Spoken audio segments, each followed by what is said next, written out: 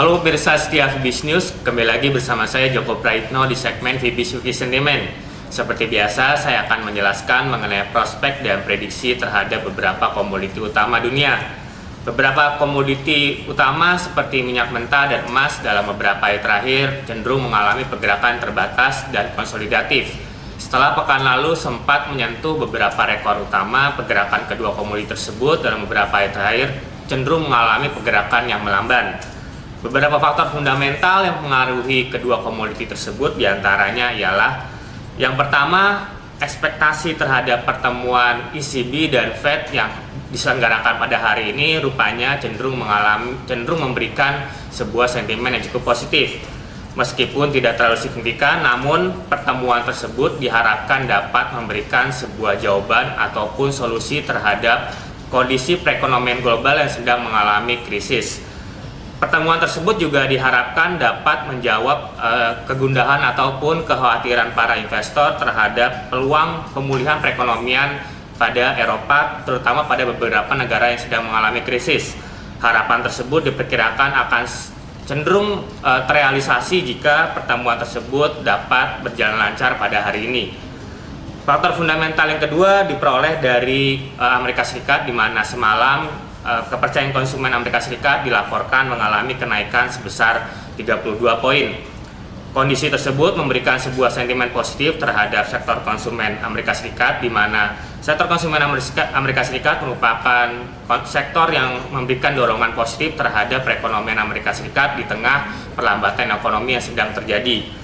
Hal tersebut juga cenderung mengalahkan prediksi, di mana data kepercayaan konsumen pada bulan Juni yang lalu diprediksi sebelumnya mengalami penurunan yang cukup signifikan akibat adanya imbas perekonomian yang cenderung melamban pada Amerika Serikat maupun Eropa.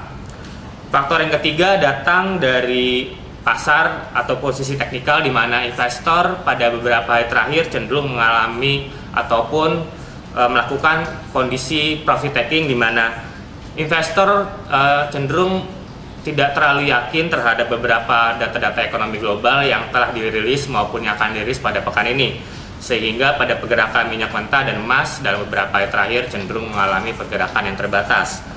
Faktor fundamental yang terakhir datang dari Jepang dan China, di mana data manufaktur kedua negara tersebut diumumkan mengalami perlambatan.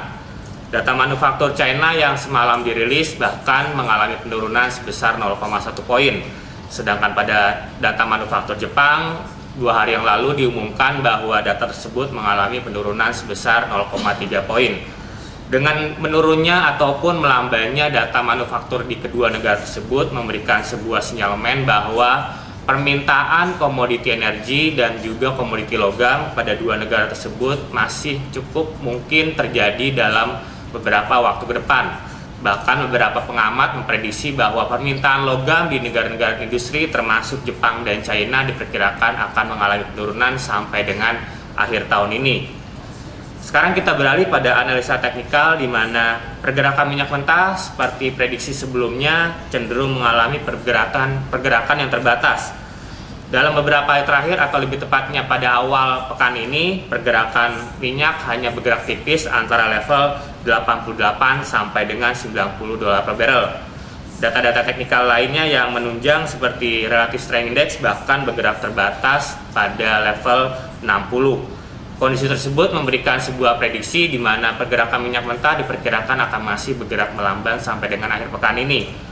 Pergerakan logis bagi komoditi tersebut diperkirakan akan bergerak pada kisaran level 88 sampai dengan 91 dolar per barrel. Sekarang kita beralih pada emas.